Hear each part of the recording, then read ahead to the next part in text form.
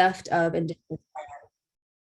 And so one of the things that I also try to do in my acknowledgements is also talking about how land grant institutions still to this day, again, benefit from the theft of indigenous lands. So some of you all might have heard of this really neat project called Land Grab University. It came out a couple of years ago, I think right before the pandemic or maybe during the pandemic. And journalist Tristan Awtown and a scholar from the UK basically wanted to investigate how do universities, particularly land grant universities, benefit from this, expropriation and transfer of wealth from indigenous lands to land grant institutions. And so we can see here how the University of Wisconsin-Madison has benefited from this, transfer of wealth from indigenous tribes to university endowments. I know that we have a lot of people from the state of Minnesota here as well. So I did want to also show the University of Minnesota and how there is a benefit from this transfer of wealth as well. And this transfer of wealth was really made possible by the Morrill Act, I believe. For any of my historians in the room, you can correct me if I'm wrong, in 1862, that basically made it permissible for this transfer of wealth and theft of indigenous lands to take place. So again, it's important to not only acknowledge the territory, but also the history and how we still benefit from this uncomfortable history. And then a last acknowledgement that I want to do, but before I actually do my last acknowledgement, is I open this up by asking a question, and that is, how many of you all will be alive in the year 2111? So that's 2111. Anyone have any superpowers that will elongate our lifespan? So I bring up the year 2111 to convey that is actually going to be the first year that Black and African Americans will be free longer than they have been enslaved here in the US. Yeah, that's pretty astronomical to wrap our minds around. And so another acknowledgement that I want to go ahead and do is just acknowledge that, our land was worked by, enslaved Africans, and I'm a descendant of enslaved Africans, excuse me. But I really gained my tenacity and my passion for social justice from my ancestors who were stolen from their homeland to work on foreign land, essentially. And so I love this quote from Nicole Hannah-Jones, who, of course, many of you know as the creator of the 1619 Project that has really done a great job of reframing national memory. And she talks about how, and this quote reads, "Our founding ideas of liberty and equality were false when they were written. And Black Americans," her argument is that Black Americans have fought to make them true. Without this struggle, America would have no democracy at all. So again, all of these acknowledgements are my way of inching, forward and getting closer to centering social justice in my work. And then in terms of who I am as a scholar, some of you might recognize me or know me, many of you do not. And so I don't know if there are any other scholars in the room, interdisciplinary scholars, who kind of have a hard time communicating what your interests are because they cross disciplines. And so that's essentially what I'm doing here. So my training is in communications, more specifically media effects, and looking at how communication tools can be used for activist purposes, purpose. But I also have this very deep-rooted passion for education and how can we use higher ed as a social justice tool as well. And so that's where, open education, my passion for open education comes into play. Trauma-informed pedagogy is something that I have been talking a lot more about more recently. So at the core of what I do in terms of my work, it really is my love for social justice and making sure that all of my students, regardless of their background, can come into my classroom and really experience their full humanity without some of these barriers put forth by power dynamics in hierarchical structures and what have you. And since I will be approaching this talk from an educator standpoint, I do want to also put out there my teaching philosophy. So I'll talk about this in a little more detail a little bit later on, but I really try to make sure that I present myself as human first, and I see my students as human first. And I'm noticing that that is not something that we are taught, unfortunately, as academics, as interesting as that might sound, but I have found, especially during the pandemic, that it has done wonders for students and how they show up in the classroom. And it also has improved my pedagogy as an instructor as well. I try to bring a Black queer feminist standpoint into my classroom as well. And a lot of that is predicated on the argument of intersectionality. So I don't expect my students to compartmentalize their identities or to appease my privilege or to appease my identities. And I don't expect them to do that or I don't expect myself to do that for them. So really making sure that we bring all of our various identities into the classroom because they make up our broader human identity. And there are a couple other approaches that I use in the classroom. I talked a little bit before about trauma-informed pedagogy, inclusive pedagogy, and that social justice framework. And this also, this approach called the warm demander approach, where essentially I'm guiding students through the classroom. That's how I see my role, at least in the classroom. All right, so how I'd like to really begin this talk is talking about my journey in open education. So I have been in open education, I would say, for about 6 years or so. And it's been a really wonderful journey. I have thoroughly enjoyed the people that I've been able to meet on this journey. I mean, it's just been really, really incredible. I think for me, the open ed community has made me feel a lot more hopeful about higher ed and academia as a whole, because around the time where I found this open education community, that was around the time I was starting to become a little bit jaded about academia, just to be, quite honest with you. And so I do believe that without open education, just to be quite transparent with you all, I don't know if I would have come to social justice education, at least with the same mindset and the position that I have currently.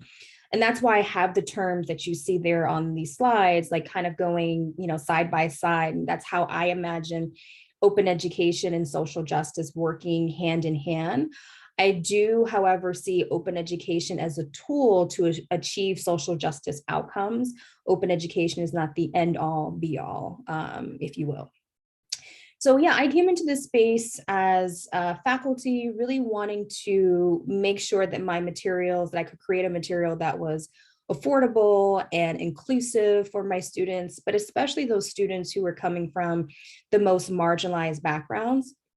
But I'm really, really glad I didn't just stop there, because although affordability is a big part of why I think many of us in the room are talking about open education, OER, as well as access, there's so much more to open education than affordability and access and what have you. And so open education for me has helped me to question, certain processes and procedures within higher ed and academia as a whole that really are based in this socially or social justice argument, right? And I think we need to unearth that a little bit more. But, a lot has changed in the past 6 years since I have come into open education, a lot. Since I was first welcomed into this dynamic community. I think someone is unmuted there, okay. And so I think the era that we're in right now has really, it forces us to really try to address some of the inequities that we should have addressed long ago. They're kind of at the forefront right now. And again, they should have been before. I think this era also calls for us to truly heal some of our institutional trauma that, again, we might not have addressed in an effective way previously. So in this talk, what I hope I accomplish is, really putting forth an argument to center social justice in our open education work. Open education really is rooted in a social justice argument. not just OER, but just open education in general, the philosophy behind open education, the idea that education should be accessible, affordable, inclusive, equitable, right? The list goes on, to everyone, regardless of their background. That's a pretty, social justice forward argument that we're putting forth in education.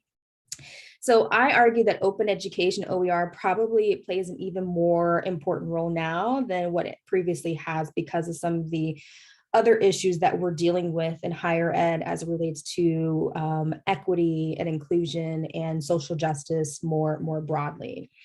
So all of this kind of leads me to a few questions that will hopefully guide my talk. And I want you all to join me in thinking about some of these questions as well. I don't have the answers to all of them, but I want us to, as a community, really think about, some of these questions. So what does it exactly mean to have a socially just open education, right? Not just in theory, even though I'm certainly going to be discussing some theoretical frameworks, but also what does that mean in practice, right? In very small ways, but also in very systematic and systemic ways as well. What are some commitments and promises that we as a community need to revisit, that we need to put more at the forefront? And of course, what needs to take priority in open education in order to put forth this social justice framework and argument in our practices?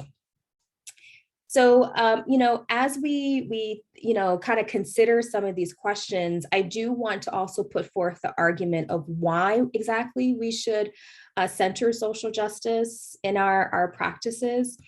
And so for me, if I'm looking at this from an educator standpoint, everything that I do in the classroom really should liberate my students in some capacity, right? And so I argue that, especially for my educators who are in the room, your classroom curriculum and the way that you do things in your classroom, it really should help to liberate your students. Oftentimes we focus a lot on content and getting through the content, and we're in week 8 of the syllabus and what have you. But I think if we just take a step back and focus on, okay, what kind of student do I want to leave the class at the end of the semester? And how can I help to liberate them so that they can experience their full humanity? I think that's a better way to try to center social justice in our classroom. And so I really think this moment that we're living in right now provides us with this amazing opportunity to create a culture of wellness with students, right? Instead of assuming that we know what is best for them. And later on, I'll talk about how we really need to give students a little more credit in terms of creating some of these more liberatory practices and situations and experiences for them. And so what does this look like for me, right? For me as an educator, as a professor. And I talk about this a lot, but it's so critical. It's easy, yet I don't see it happening a lot. I truly don't. And I hate to be that transparent, but I don't see it a lot because my students are telling me they don't see it a lot. And for me, this looks like teaching with empathy in mind, right? And more specifically, for me, that's a fundamental part of my teaching philosophy. And so if we're talking about creating, pathways for academic success and creating a culture of wellness with students, we have to teach with empathy and lead with empathy, excuse me. And relating this back to OERs and open education, I think this is actually one of the really exciting things about OERs, is that it could potentially address, teaching with mental health in mind by its nature, right? The fact that OERs, not all, but many of them are low cost or free. Some of them are very accessible. Obviously, the access varies in terms of how we're defining access and all of that. But, they're designed to have cost savings in mind. And I bring that up because I've always wondered, right? What are we doing to students psychologically when we, assign a $150 textbook? What kind of messages are we sending to students in terms of who belongs in the classroom versus who does not belong in the classroom simply because they can't afford a textbook, right? So in this moment, in this era, I feel like economic accessibility that often comes with OER is really, really, really important, and particularly important. And, I've even heard, some faculty talking about how they do want to, practice more with OERs, but they're scared to, right? Perhaps it's not supported at their institution, or they don't want to be the first to engage in these type of practices. So I'll talk about how to address some of those barriers as well. So I really encourage those who perhaps are working with faculty, or faculty themselves who are working with other, like your colleagues and what have you, to really talk about OER from a mental health standpoint in terms of the potential messages that we're sending students when we are assigning course materials that are not accessible, whether that's due to cost or some other form of access. Why add the stress of assigning course materials that are not affordable in your classroom, especially during a global pandemic? So students, for me, at least in my experience, I do feel like they are more likely to respond to professors who take that human approach and take that risk, right, of presenting themselves as human in the classroom.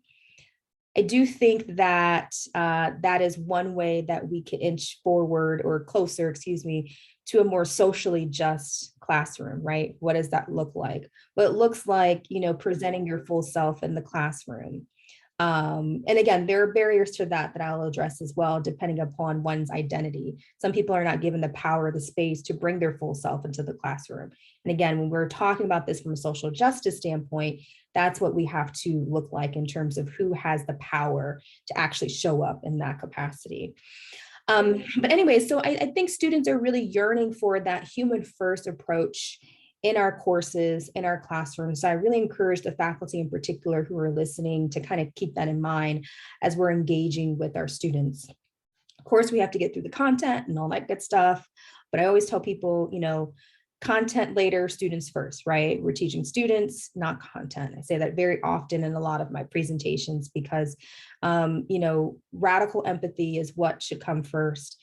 That cannot wait and should not wait for students or for faculty as well. And actually saying that reminds me of a tweet that I saw. Yes, I'm bringing up Twitter. A tweet that I saw from, oh gosh, I'm forgetting their name. It was Dr. Teresa Chappell. I believe she's a public health official. I'm not sure which state here in the US. And in this tweet, she was talking about her efforts in trying to increase vaccine acceptance. And she was interviewing people, just talking to people who are maybe, a little bit hesitant to take the COVID-19 vaccine. And she said something that was so profound. And I might say this incorrectly, so I'm going to try to remember it as well as possible. But she said something to the degree that no one cares what you know until they know what you care, I think. So again, no one cares what you know until they know that you care. And I thought to myself, wow, that is so applicable to the classroom and education as well, right? So all in all, what I want to do in terms of trying to put forth a more socially just classroom in my specific classes, I want to create a classroom environment in which all of my students can show up as their full selves, right? But especially those students who are coming from the most marginalized backgrounds as well, because they typically don't get that space or power to even show up for in that capacity, right? So another kind of elaboration on this human first approach that I think is one way in open ed that we can center social justice more in our practices is that this human first approach is a direct act of resistance, for me at least, in a world that is very adamant on dehumanizing me as particularly as a Black woman. And so this is nothing new, this dehumanization, because this dehumanization tactic was used historically to mistreat people who look like me and other various kinds of people as well. And speaking of history and modern legacies of oppression and systemic oppression and what have you, I want to talk about the modern legacies of that, meaning, for example, it is an act of oppression when you ask people who are oppressed to educate you about their oppression, and then you do nothing about it, right? So it's the not doing anything about it that is an act of oppression. And doing something about it can be something very small, and it can be something very astronomical. But simply, listening to someone's oppressive trauma and then going about your day and not feeling like you need to do something about these systemic issues, that is contributing to the oppression as well. And so I encourage you all, many of us are affiliated with institutions who have a lot of resources, have wonderful scholars who are doing this hard work in terms of how do we address social justice in higher ed. So I encourage you all to actually read this work, let it enrich your scholarship and your daily practices as we're trying to, really address some of these issues within our various open education roles. I think that's the least that one can do, right?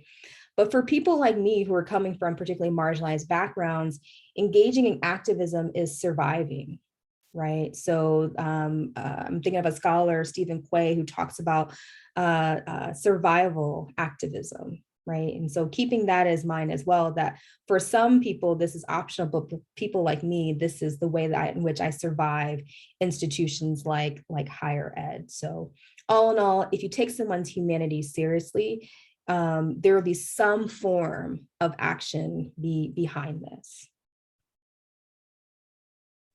So the spirit of open education, I think our community really prides itself on being or trying to be very inclusive, trying to be equity minded and focused, which of course I think is incredible.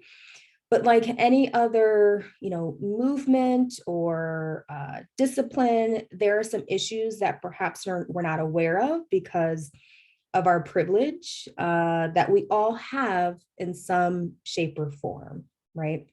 And so for me, I think using a social justice framework really helps us to address some of these issues that perhaps we're not aware of in a more meaningful manner, and actually helps us to achieve our goals here in open education in terms of providing a more equitable education to everyone, regardless of our background. And I do wonder, still after talking about social justice, at least in a more meaningful manner for the past year and a half, I still wonder whether or not, social justice is really at the core of what we do. Is it something that we're just talking about, or is it something that we're actually trying to implement? So, for example, I'm wondering about the initial conversations that some of us are having about OERs or open education in general, whether that's with faculty or with students. And I wonder how many of us are actually leading these conversations with a social justice framework in mind. And I've asked this question to several people within, open education, even outside of open education. And I've heard from those who would rather not mention open ed as a social justice issue. I've heard that this is due to the belief that they're going to appear as too radical, right? Too out there. We can't do that because, especially nowadays, right? It's going to be tied to critical race theory. Critical race theory. But again, if we look at the basic premise of open education, right? It's a pretty radical premise. I think I said that previously. So again, my first introduction to open education was a conversation simply about affordability, right? It was not framed, which has social justice elements to it, right? Don't get me wrong, but it was not necessarily framed as a social justice issue, wasn't framed as an equity issue. I kind of had to make those connections for myself as an educator. And now that, again, I've been in open ed now for about 6 years or so, I think about this often, y'all. I think about if I had been introduced to open education, if open education, excuse me, had been introduced to me as a social justice issue or as an equity issue, right? Using that very specific pointed language, would I have address some of these topics differently. When I was writing my openly licensed textbook for my students, would I have asked the right questions? Would I have asked different questions? I'll phrase it that way, right? And what I mean by that, for asking myself different questions, would those questions help to make my content more inclusive for my students, right? So I'm really thinking about these things a lot. So it's my belief that, our initial conversations about open education, there should be some type of social justice discourse or equity discourse, because essentially we are trying to do that in our various different disciplines. So I talked a lot about, social justice and what have you thus far. I also want to kind of talk about, how am I approaching social justice education? What definition am I using? And so for me, social justice education is basically when we try to interrogate, systems of oppression and privilege, and how that actually contributes to hierarchies that prevent people, again, from experiencing their full humanity, from bringing their lived experiences into various different situations. I love this quote from Dr. Marilyn Cochran Smith. She goes on to talk about what exactly is social justice education. I'm not going to read it out loud, but this is essentially the framework that I'm using when I'm talking about social justice education. I also, in my next slide, I want to go ahead and distinguish, when I talk about what does it mean to have a socially just open education, I'm kind of going beyond diversity and inclusion. And I really, really, really like this table put forth by Dr. D.L. Stewart. They are a phenomenal higher ed scholar, and they really do a great job in this chart breaking down the differences between diversity and inclusion, which we're hearing a lot about, versus equity and social justice. So you will not, again, I'm not going to read every single point out loud, but you will see with equity and social justice, as they clarify here in the chart, equity and social justice is really trying to address some of those processes, those traditions, the modern legacies, right? I've used that term now 3 times, the modern legacies of some of these historical systemic acts of oppression. How does that keep people from being in the quote unquote room? How does that keep people from having their voices being heard, being recognized, right? So equity and social justice focuses more on that, as opposed to the end result of who is in the room or who is not in the room. Also, equity and social justice address more of, the humanity experience, targets, or addresses safety, right? How do we make people feel safe so that they can experience, themselves fully, right? Also addresses topics like dignity as well. So keep that in mind, as well as we're talking about equity and social justice as opposed to diversity and inclusion. And one last thing that I want to draw your attention to on this chart is that diversity and inclusion is really predicated on this idea of equality, whereas equity is more needs-based, right? What does this person need based upon their various different experiences and identities, as opposed to giving everyone equal treatment, which might not actually address their very specific needs. And so some things to consider when we're trying to be more socially just in our classrooms and what have you, we have to do a lot of work before we kind of commit to, social justice practices in our classroom. A lot of behind the scenes work. We don't just show up in the classroom and say, okay, we're going to be a social justice educator or a social justice librarian and what have you. We have to really do a lot of self-work, a lot of self-reflection. That is very, very difficult. At least I'll speak on my behalf. It's very difficult to do, to kind of unlearn a lot of these things that we have been taught. And so one thing that I encourage folks to do who are serious about trying to make open education more socially just is that we have to reflect on our own socialization, right? How do we uphold some of these current power structures and hierarchies that prevent, us really achieving social justice outcomes? We also have to make sure that we are leveraging different stakeholders in this process of trying to create a more socially just environment in open education. So I mentioned earlier how I'm going to talk about students, which again, I'll do that now and a little bit later on as well. Has it ever really occurred to us that students might have the answers? I don't know.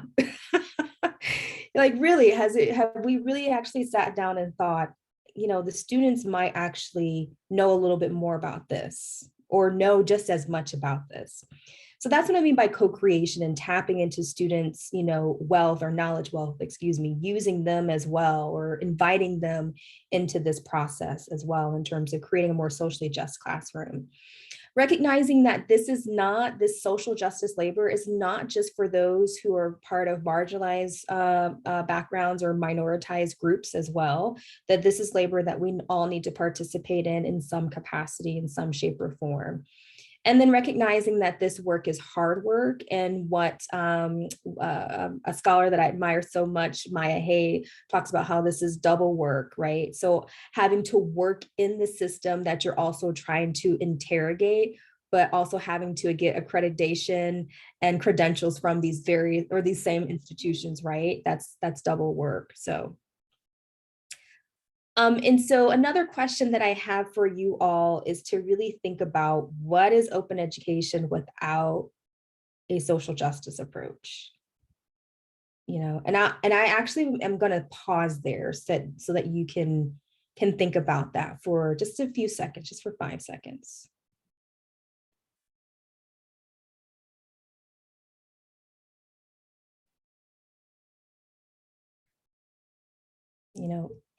Is open education without a social justice approach, is it, just doing what our counterparts are doing, except for putting an open license on it, right? What are we essentially doing differently without this social justice approach? So this is something else that I feel like that we should consider in our work as well. And, to add on to that point and to talk more deeply about, how we can make or foster social justice in open education, one of the things that I think we can do very tangibly, and I've talked about this before as well, is that we need to actually correct our historical discourses about open education. And what I mean by that essentially is that the idea, right, the philosophy behind open education, inclusive, equitable education, what have you, again, it's more nuanced than that. These ideas actually are not new, right? They come from various different scholarship, but much of the spirit of open education comes from Indigenous communities and Black feminist thought. And so there's already, some scholars in open education who are asserting this same argument. So I love this argument put forth by Marco Seiferle Valencia, who talks about essentially how Black feminist work from scholars like Bell Hooks, right, are actually breathing into this open education movement that we see, our open education community. Okay. And I just love this presentation that he delivered a couple of years ago at the Open Ed conference, because he does a really great job of connecting open education philosophies back to Black feminist thoughts and practices and what have you. And so I do have a quote that's not on the slides here, but in my notes, and he specifically argues that conventional histories and scholarly contextualizations of open movements actually do not connect open pedagogy to liberatory women of color feminist praxis and scholarship on education. So again, in other words, open education, the idea behind it is actually nothing new in terms of our ideologies about like the role of the educator in the classroom and the student in the classroom, interrogating institutional frameworks and policies and procedures, whose knowledge is valuable or valued in the classroom. The idea of openness essentially is rooted in Black feminist liberation. Yet for those who have been in open education for a while now, many of us know that, much of the credit in terms of open education and ways to think about this, much of the credit is given to white and or cisgender male scholars in open education. And so it is also these mostly white men who are considered thought leaders in open education, who are kind of positioned, right? Essentially is what I'm trying to say, positioned as such, even though I'm hopeful that that's actually starting to change. So essentially, what is to be said about open education when we can trace its practices and ideologies beyond current thought leaders, right? And again, it's not to discount their labor. That is not what I'm trying to do here, but it's rather to call attention to, the ease that we have in assigning authoritative knowledge to, white male scholars without considering the immense contribution of BIPOC scholars as well. So much of what we know about open education, the ideology behind it, has been beautifully demonstrated in the work of, scholars of color, particularly women of color. So to tie this back, to some of the points that I made earlier, I think one powerful way that we can center social justice in open education is by correcting our historical discourses about this movement, right? And so if we look at, for example, teaching to transgress, which I know a lot of people are starting to have reading groups around this book by the amazing Bell Hooks. In this quote, she talks about, the transgressions that are supposed to take place in the classroom. She says, I celebrate teaching that enables transgression, a movement against and beyond boundaries. It is that movement which makes education a practice of freedom. And so we kind of see the same ideology, like, transgressing, boundaries and moving beyond those boundaries in the whole disposable versus renewable assignments argument, right? Put forth in open pedagogy, for example. So, again, we see another influence of Black feminist teaching practices in open education through open pedagogy, co-creation practices, and what have you. So again, some of these ideas are not entirely new, and I think we need to acknowledge this instead of packaging open education and whiteness in white saviorhood. We have scholars of color who have written about this type of work in some capacity, and we need to thank scholars of color for doing this work as well. And I really appreciate, again, Marco's attempt in making these connections as well. We have other scholars who are talking about, what does social justice look like in open education? For me, at this point, in our community, we can't talk about social justice in open education without talking about Sarah Lambert, who put forth this amazing theoretical framework in terms of how we can look at open education from a social justice angle. So essentially, she, in her paper, where she puts forth this framework, which she creates like these 3 principles of social justice and applies it to open education, she is trying to figure out, and I think her own words are, how much does open education truly serve the underserved? So in this paper, again, she uses 3 principles of social justice and drawing on literature and scholarship from other scholars. And she creates these 3 principles of social justice in open ed: redistributive justice, recognitive justice, and representational justice.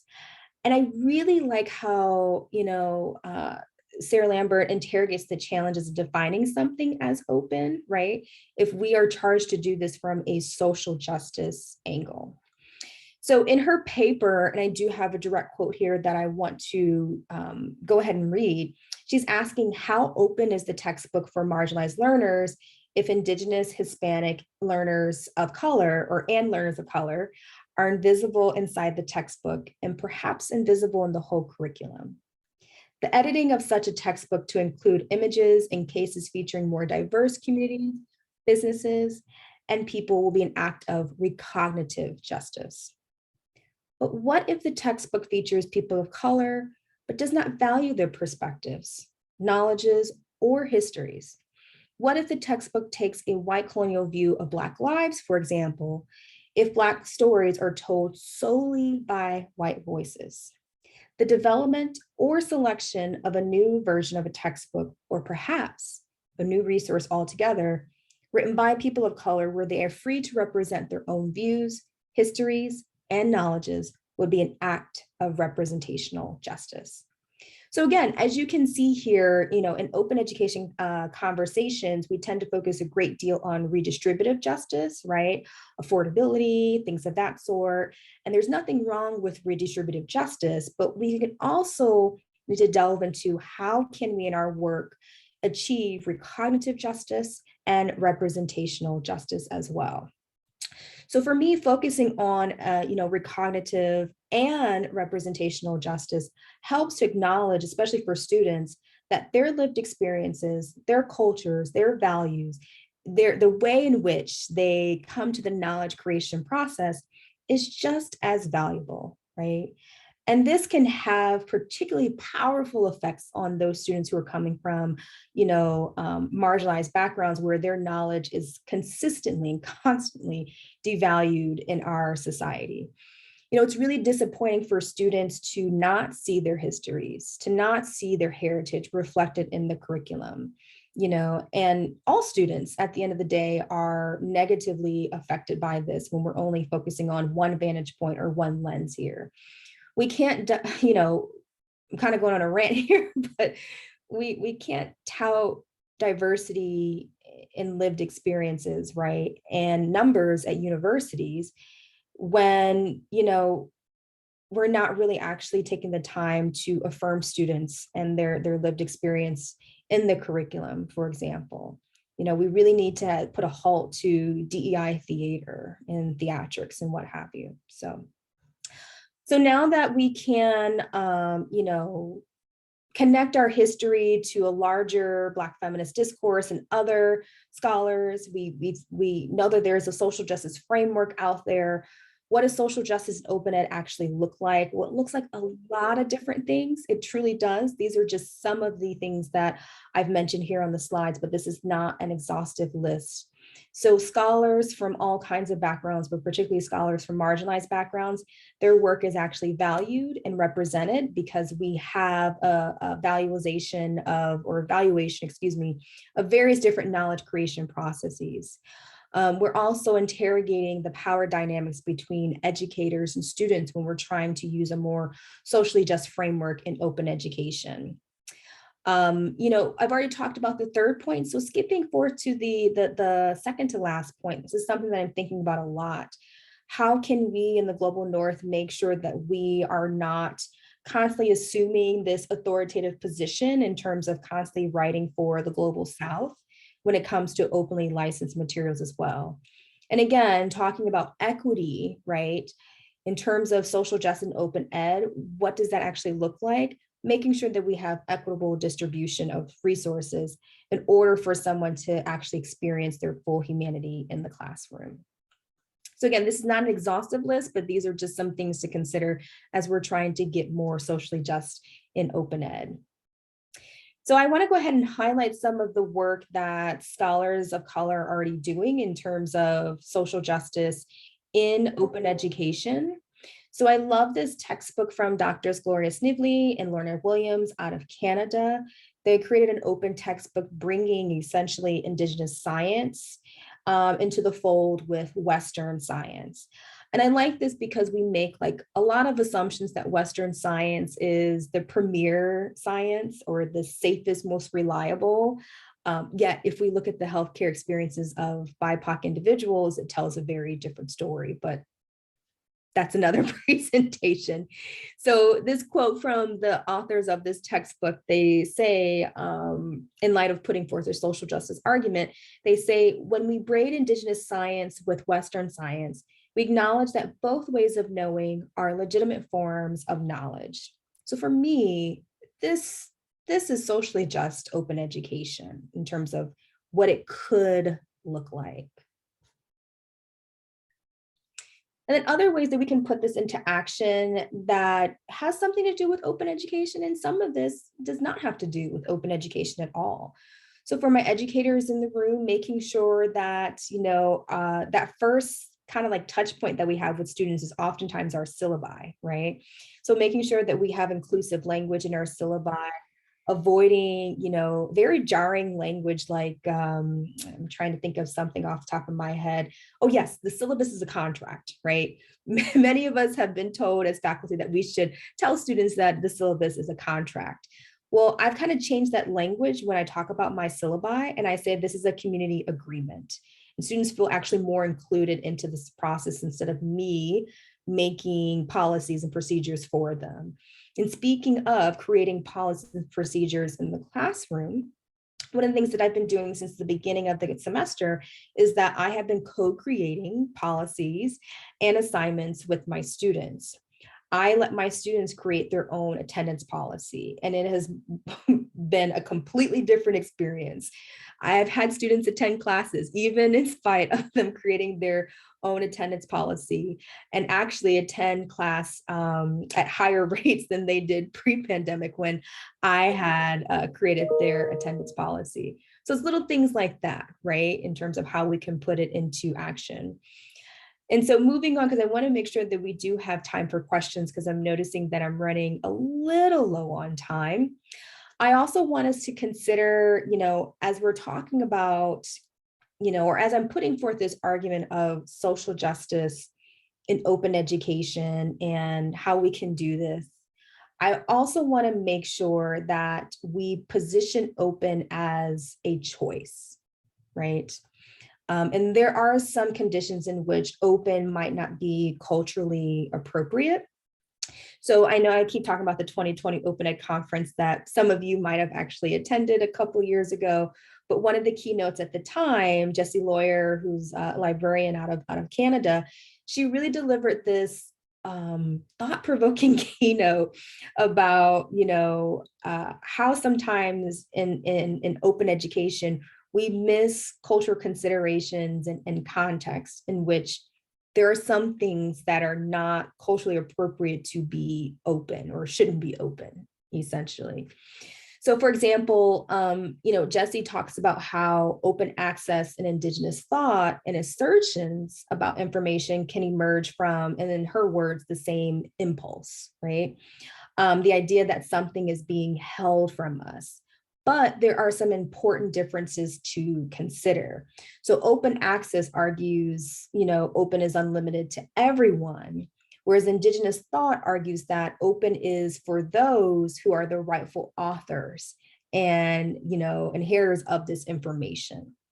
So she also asserts that we need to engage in Indigenous consultation when referring to open access and open education in general, if we want to use open education as a tool to serve for Indigenous sovereignty, essentially.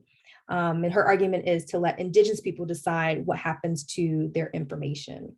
So essentially, I'm also wondering in what ways can we apply this to other situations as well, other marginalized communities, when we're trying to leverage open education in the name of engaging in socially just labor or equity-minded labor as well. We also, another thing that we have to consider is that there are certainly differing risks of doing open education work depending upon who is actually doing that labor.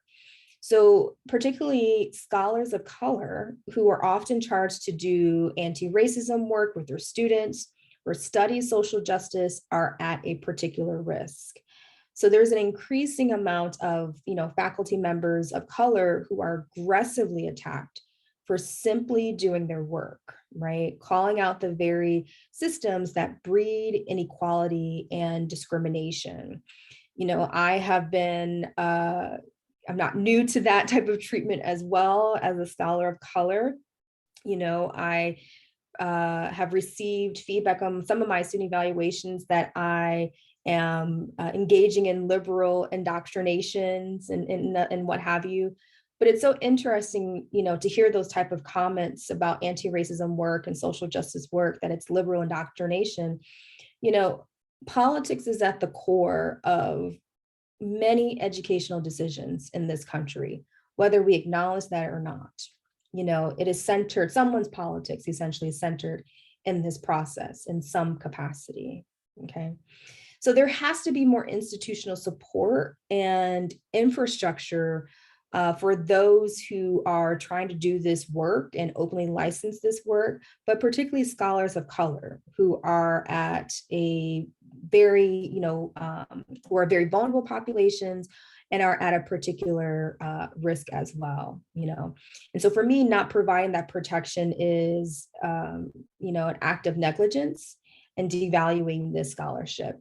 So let's definitely keep this in mind when we deliver an ask of certain groups as well. And so I want to actually go ahead and end here in terms of the keynote.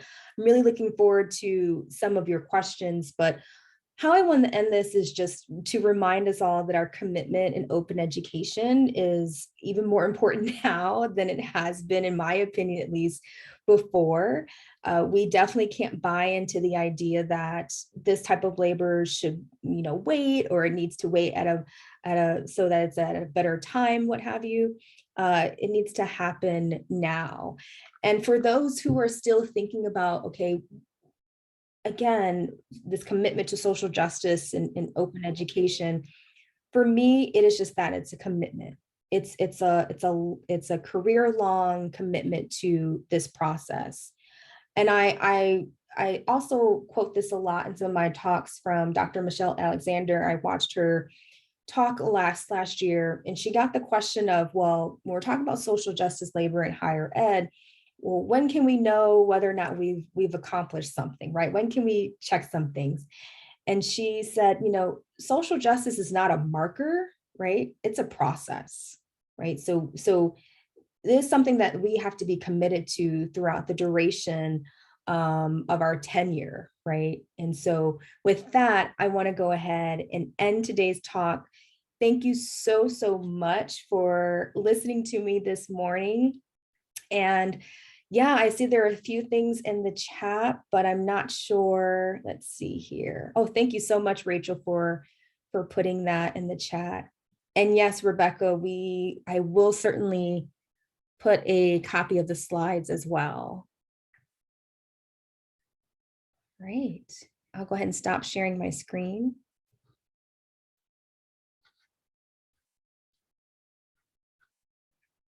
Questions, and feel free to put your questions in the chat as well. You don't necessarily have to unmute yourselves.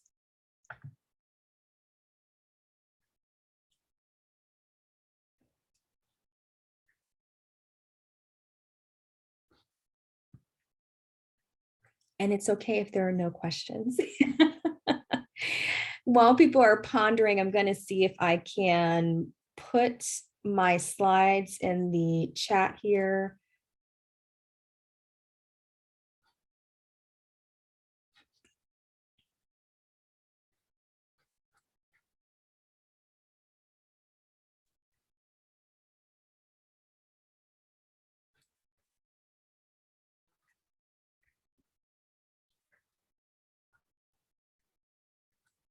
Oh, yes, Rachel, sorry. I didn't see you, Rachel. I'm so sorry. No worries. So something that came up, oh, sorry, I hit the wrong reaction. Okay. So something that came up when you were talking about some of the issues that come up in open education and some of the things that I see in open education centers around accessibility and how that seems to often be an afterthought. Yes. And that's a lot of the conversation that I hear that comes up, and especially when I talk to faculty and instructors about implementing open education, they often think about it as just sort of an afterthought of, oh, I don't need to make this accessible, or, it's not something that's important. And in DEI, that DEI just focuses on how people appear in my texts or the voices that appear. It's not the accessibility component.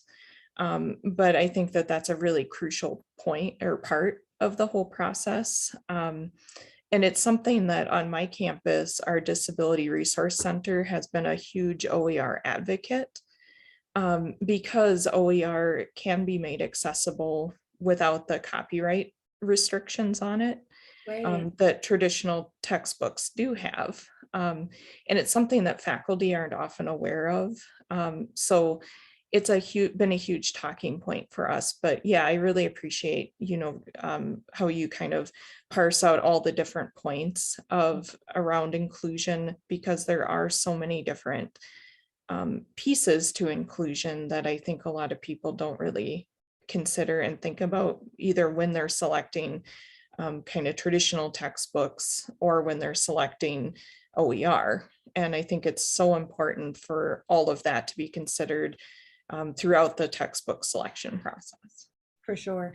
Rachel, I really appreciate that point that you made, because even when you were talking about the notion of accessibility, my heart kind of like skipped a beat a little bit, in the sense of, we as faculty, when we are talking about OER, and again, I'm specifically talking about this from a faculty perspective, either those conversations don't come up unless, like you were saying, until after the fact, or there are some faculty who are just not thinking about that. And I wouldn't even include myself in that category as well. That is something that I am going to make more of a deeper commitment to, because we cannot talk about inclusion, in my opinion, without talking about accessibility as well, right? And so that is something that has to be more at the center of our conversations when we're talking about open educational resources, and how can we make them more equitable.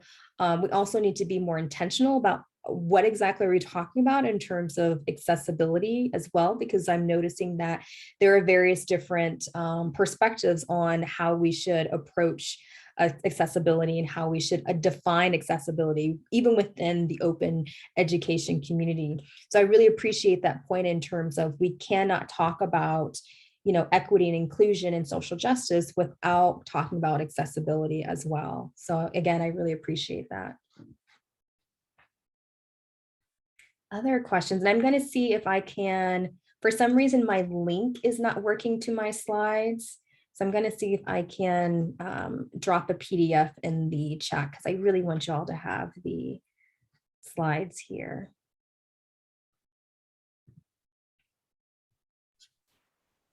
If not, Jasmine, too, we can make sure, if you send them to me, we can get them posted to at the site. And I have a question for you. Yeah. So I loved your quote about radical empathy. Mm-hmm. And as a person who supports faculty and students, what are some tips that you can give me on how I can support your efforts in the classroom and support equity and inclusion, and display radical empathy in how I can assist you in assisting our students? Yeah, that's a really great question, Bob, and I appreciate that. I think it goes back to my point of, and again, it depends upon the person's role at the institution, but I think having these more transparent conversations about all that students are bringing into the classroom, right? So students are not just, they don't just come and sit in our classroom or come and sit in our Zoom rooms.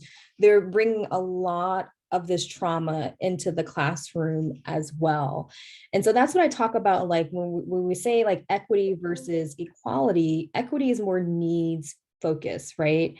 So I think for those who are helping to support faculty or faculty themselves, we have to center more of these conversations about what are students actually bringing into the classroom experience, and designing for that or teaching towards that, as opposed to thinking that these students are just that, just students. So centering again more of those conversations about, for example, trauma and mental health.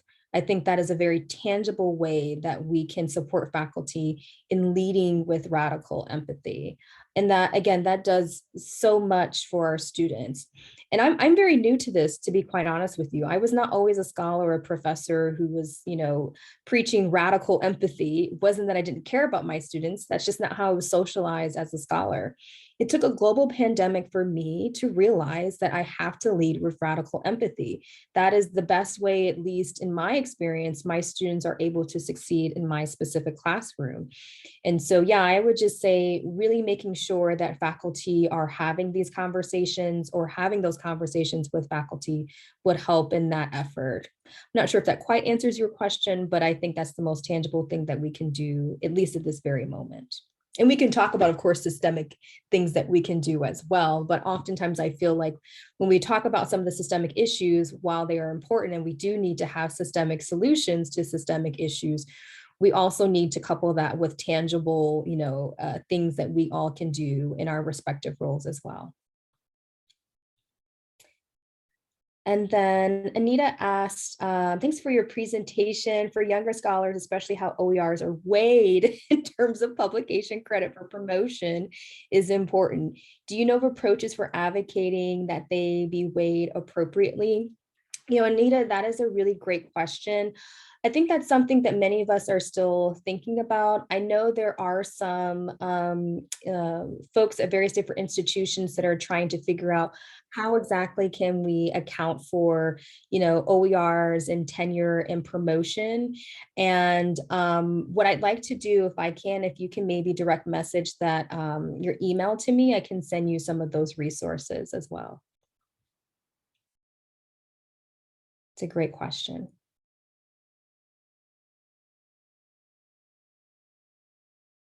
Other questions? This is great.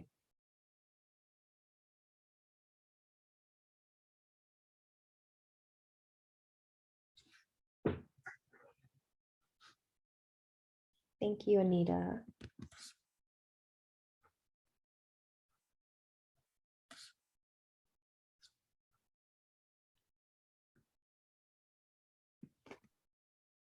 I think you answered everybody's every question, Jasmine. You are awesome. Oh, thank you. Thank you so much. It's raining really hard here in Columbus, so I was a little distracted by the rain a little bit, but I'm glad you all enjoyed it. Like I said, it's a topic that I think about almost every single day, and I'm hoping that we all can kind of join in this effort as well. Thank you so much, Jasmine. We really appreciate you joining us today. You have been an inspiration and a great start to the summit. Thank you.